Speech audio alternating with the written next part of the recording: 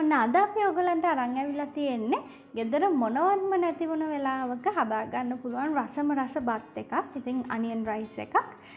ලුණු ගෙඩියක් විතරක් පාවිච්චි කරලා රසට ඔයාලට හදා ගන්න පුළුවන්. ඉතින් වෙලා ගන්නතෝ බලමු onion rice හදන්න අපිට මොනවද වමනා වෙන්නේ කියලා. අපේ YouTube channel එක දාන්න subscribe කරන්න. bell icon එක click කරන්න අපේ අලුත්ම updates හැමෝටම කලින් දැනගන්න. අපිට මුලින්ම බත් වමනා වෙනවා. මම මෙතන බාස්මති හාල් හුණ්ඩුවක් අරගෙන තියෙනවා. ග්‍රෑම් 250ක් විතර මෙතන තියෙනවා. ඒ වගේම උණු වතුර වමනා වෙනවා. ඒ වගේම මම මෙතන ලූණු අරගෙන තියෙනවා. ලූණු පොඩියට කපාගෙන බී ලූණු.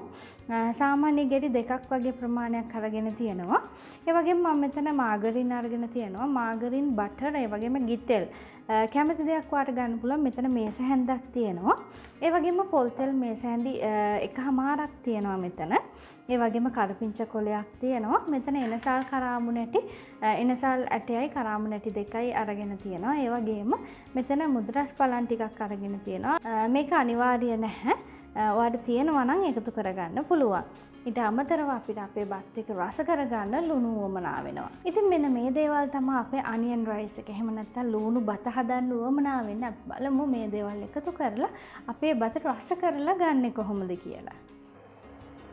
මුලින්ම අපි ලුණු ටික බැද ගන්න යන්නේ අපේ පොල් තෙල් ටික මේ වගේ භාජනයකට දාලා අපි ලුණු ටික බැදගමු. මම එකපාර එකම භාජනය කියන්නේ බත් උයන්න ගන්න භාජනයෙම ගත්තා. එතකොට ලේසි. අපි තෙල් ටික රත් වෙගෙන එන්නේ. ඒකට අපි බී ලුණු ටික එකතු කරගන්නවා. මම මෙතන රස කරගන්නයි ගානිෂ් කරගන්නයි දෙකටම පාවිච්චි කරන ලුණු ඔක්කොම එකතු කරගත්තා. දැන් අපිට පුළුවන් මේක හොඳට රන්වන් පාට වෙනකම් බැද ගන්න. ගොඩාක් කළු කරගන්න එපා. ලස්සන බ්‍රවුන් කලර් එකට එනකම් විතරයි අපි මේක බැද ගන්න ඕන. දැන් ඔන්න ලාවට අපේ ලුණු එක හරියාගෙන එන්නේ. තව චුට්ටක් තියාගන්න ඕන. මම මේකෙන් දැන් ලුණු ටිකක් අයින් කරගන්නවා. මොකද මේක ගානිෂ් කරගන්න අපේ බත් එක. දැන් අපි ලිප ඕෆ් කරලා මේ ලුණු ටික වතුර පොඩ්ඩක් දාලා හොඳට බ්ලෙන්ඩ් කරගෙන යමු.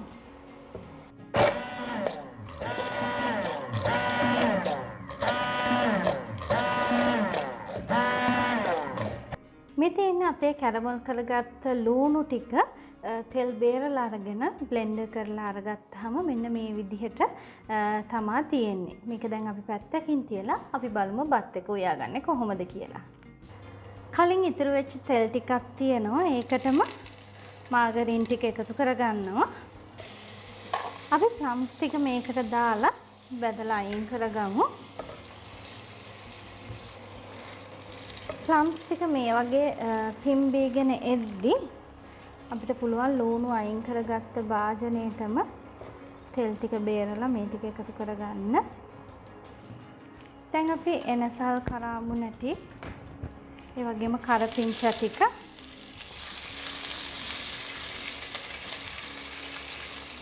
මේකට එකතු කරා.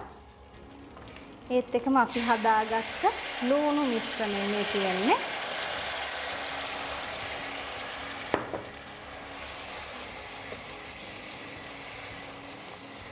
ඒකත් දාලා අපි හාල් ටික මේකට එකතු කරගමු.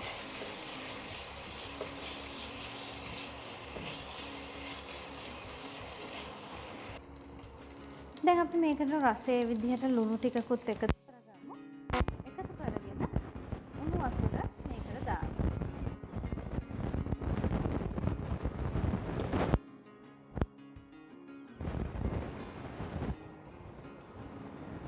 වතුර ගොඩාක් දාගන්න නැහැ. වතුර බොහොම ටිකක් දාගන්න. එහෙම මදි වුණොත් අපිට ආයේ උණු වතුර ටිකක් දාගන්න පුළුවන්. මේ පේන නොපෙනෙන ගානට මම වතුර දාගත්තේ.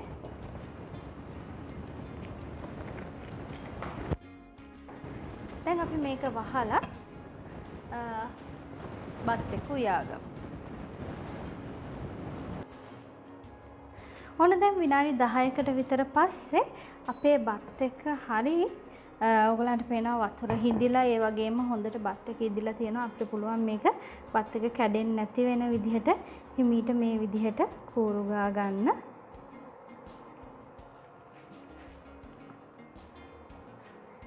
මම ලිප ඔෆ් කරගත්තා. දැන් අපි අර බැදගත්ත ලුණු ටික මේ විදිහට උඩින් එකතු කරමු. මම ටිකක් එකතු කරගත්තා උඩින්ම එකතු කරගන්න.